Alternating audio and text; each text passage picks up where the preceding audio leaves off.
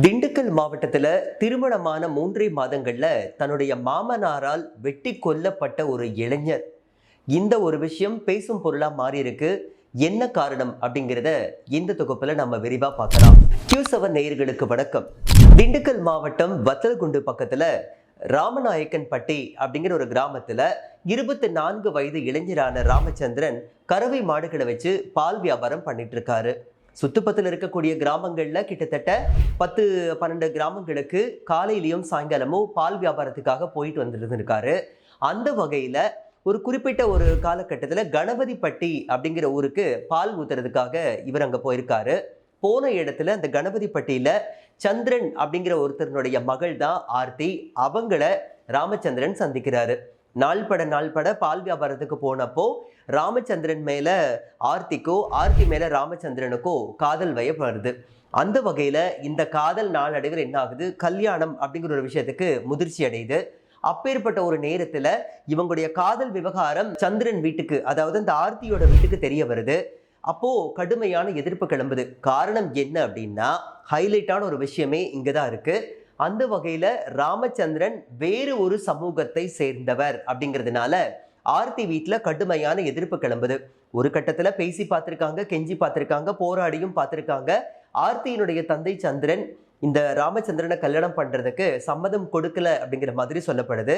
அதுக்கு அடுத்தபடியா ஆர்த்தியும் ராமச்சந்திரன் 2 பேரும் சேர்ந்து அவங்களுடைய வீட்டை மீறி அந்த சந்திரன், அதாவது ஆர்த்தியுடைய அப்பா சந்திரன் அவங்களுடைய குடும்பத்தினரை மீறி காதல் திருமணம் பண்ணிட்டு இருந்திருக்காங்க. கிட்டத்தட்ட 3 மாதங்கள் அந்த காதல் திருமணத்தினால ஒருத்தருக்கு ஒருத்தர் பேச்சுவார்த்தை இல்லாம இருந்திருக்காங்க.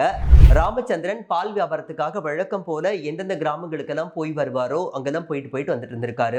அப்படி போன இடத்துலதான் அந்த ஆர்த்தியினுடைய அப்பா சந்திரன், அதாவது ராமச்சந்திரனுடைய மாமனார், எங்க பார்த்தாலும் இவர் மிரட்டல் விடுத்துட்டு இருந்திருக்காருன்னு சொல்லிட்டு அந்த பகுதியினர் சொல்லியிருந்திருக்காங்க. ஸோ இந்த மிரட்டல் என்ன ஆயிருக்குன்னா, ஒரு கட்டத்துல ஆத்திரத்தை மீறி அந்த ஆர்த்தியினுடைய அப்பா சந்திரன் என்ன பண்ணியிருக்கிறாருன்னா, குளிப்பட்டி அப்படிங்கிற கிராமத்துல ராமச்சந்திரன் பால் வியாபாரத்துக்காக போன இடத்துல சம்பந்தப்பட்ட ஒரு நபர் அப்படிங்கிறதுனால இவரு தன்னுடைய எதிர்ப்பை மீறி தன்னோட பொண்ணு ஆர்த்திய ராமச்சந்திரன் கல்யாணம் பண்ணிக்கிட்டாரு. அதுவும் குறிப்பா வேறு ஒரு சமூகத்தை சேர்ந்த ஒரு இளைஞர் கல்யாணம் பண்ணிக்கிட்டு போயிட்டாரு அப்படிங்கிற ஆத்திரத்துல வெட்டி கொன்ன ஒரு சம்பவம் பரபரப்பை ஏற்படுத்தியிருக்கு. அதுக்கப்புறம் இவர் என்ன பண்ணிருக்கிறாருன்னா, வெட்டி கொன்னுட்டு காவல்துறை கிட்ட போயிட்டு இவரே சரணடைஞ்சிருக்கிறாரு. யாரு? ஆர்த்தியோட அப்பா சந்திரன். இப்ப இந்த ஒரு விவகாரம் விஸ்வரூபம் எடுத்திருக்கு அப்படின்னு நம்மளால பார்க்க முடியுது.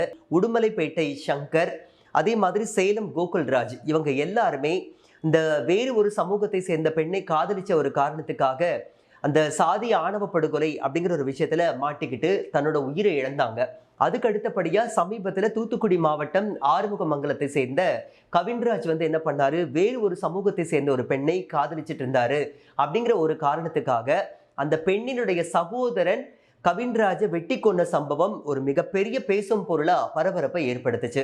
அதுக்கு அடுத்தபடியா இப்போ திண்டுக்கல் மாவட்டத்துல ராமநாயக்கன்பட்டியில ராமச்சந்திரன் அப்படிங்கிற இளைஞர் வேறு ஒரு சமூகத்தை சேர்ந்த பெண்ணை கல்யாணம் பண்ணார் அப்படிங்கிற ஒரு காரணத்துக்காக ஆணவ படுகொலைக்கு இவரும் பலியாகியிருக்காரு. அரசாங்கத்தின் கிட்ட சமூக ஆர்வலர்கள் வைக்கக்கூடிய கோரிக்கை என்ன அப்படின்னா, இந்த சாதிய ஆணவ படுகொலைகளை தடுக்கிறதுக்காகவே சிறப்பான சட்டங்களை இயற்றி இளைஞர்களையோ இந்த காதலர்களையோ திருமணம் பண்ணிக்கக்கூடிய ஒரு முதிர்ச்சியோடு அவங்க வர்றாங்கன்னா அவங்களுக்கு பாதுகாப்பு கொடுக்கக்கூடிய வகையில சட்டங்கள் கடுமையாக்கப்படணும், தண்டனைகள் கடுமையாக்கப்படணும் அப்படின்னு சொல்லி கோரிக்கை வச்சிருக்காங்க.